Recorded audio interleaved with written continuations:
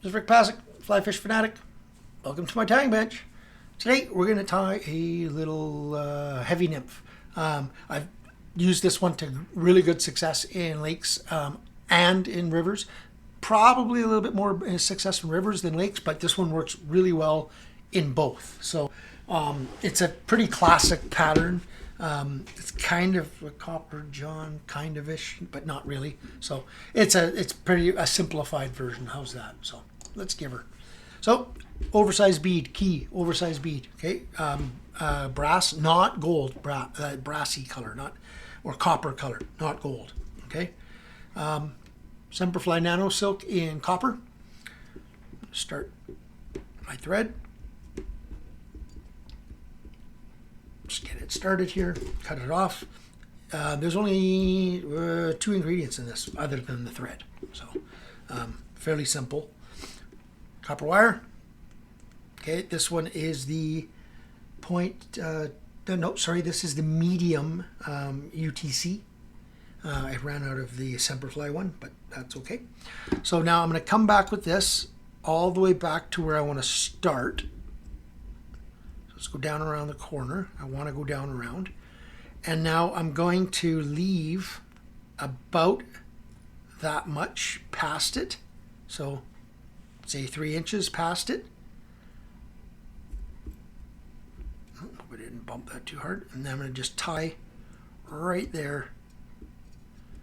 And then I like going in underneath it as well. And then back on top, in front of it, and back on top. I'm cranking pretty good. You need to use a GSP here of some sort because you do want to make sure that gets held in. Come back right to the front. Now, these first few turns, you have to really pay attention and you have to kind of hold this back one as well because if you don't, when you're pulling tight, it'll want to spin it. So. And I'm just going to wrap this all the way forward, touching wraps. Now, because this is a wire, pretty well the whole fly is wired. It's really heavy, I won't coat this with UV resin or anything like that because it ruins that segmented look. I really want this heavily segmented look on this one. It's a nice thing with wire. If you do let it go, it usually doesn't unravel. Gets a bit more difficult when you chintz out and use a short piece of wire. I should have used a longer one, but it's okay. It will still work. I don't have to go right to there because I'm going to build up a thorax section. So, close enough. There. Make sure you go over top 3, 4, 5 times. In front, a couple. Back over top, back in front, and then helicopter off your waist. Dingo, bingo, bango. Now, opposite direction, I'm going to use this as a rib.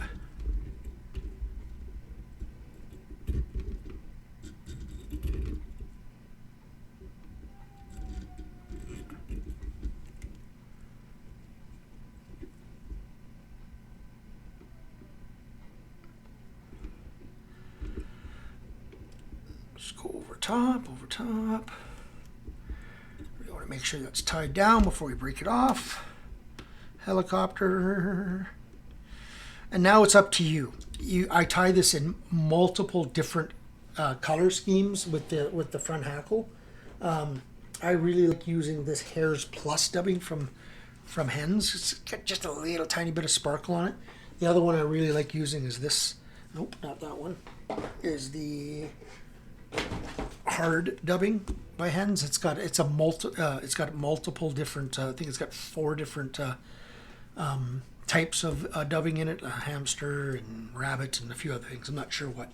So it depends what look you're going for. Today I'm going to use that one, the hard dubbing, and I'll use the number 22 here, kind of a coppery kind of color. I'm just going to grab just a little bit. Don't need a ton. Make sure I wax my thread. It's really a fairly simple tie. Sorry if there's a bit of a bump there. My battery actually died in the middle of tying, so hopefully there's I can edit it that it doesn't look like it, but if it did, oh well. So I put in some of that that hard dubbing. So again, I'll go back to that. That's the number 22 in the Hens hard dubbing. Any spiky dubbing that you got, you really want nice spiky dubbing here. So just going to go around. As I catch it in, I'll tighten it up just a bit. Tighten up just a bit. Okay, I'm going to put a bit more in. I do definitely want more of a spiky, and I want it to show a bit more. So this isn't a cover up. This is actually, you know, you want this thorax, let's call it, to be quite predominant here. You can go back a bit. There you go, right over top. And then in behind that bead. Whippy finishy. And I mean, I've shown you guys before, but I mean, for those new guys that still don't know, take a little bit of whatever you like using. This just happens to be Sally Hansen's Hard as Nails. I think this one's Hard as Nails as well, just in a different bottle. Yeah. And just put a couple of 3, 4, 5 drops, whatever, onto your thread. Anytime you got dubbing like this right close, or any other material you don't want get full of glue, just do it that way, and that will lock right in there. And I'll just take my dubbing brush and just spike that out just a bit more, and that is the finished product. Really simple little fly.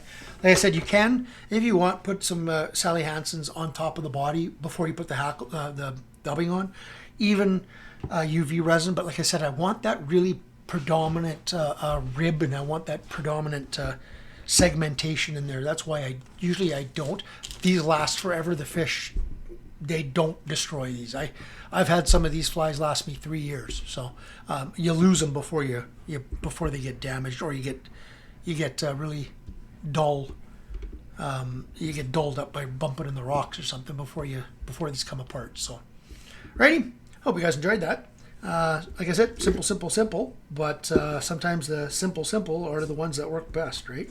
Sometimes we, as a let's say a fly tying artist, I enjoy, and I'm doing artist in air quotes, I enjoy tying some of the wicked, wild, crazy, difficult flies, just for fun. But to be honest, my fishing flies are this is the type of flies I like fishing. I really enjoy tying, fishing these simple flies. They last, they work, and they're easy to tie. They're quick to tie. You can tie up a dozen of those suckers pretty darn quick. So sometimes being all fancy doesn't really make it any better. So, alrighty.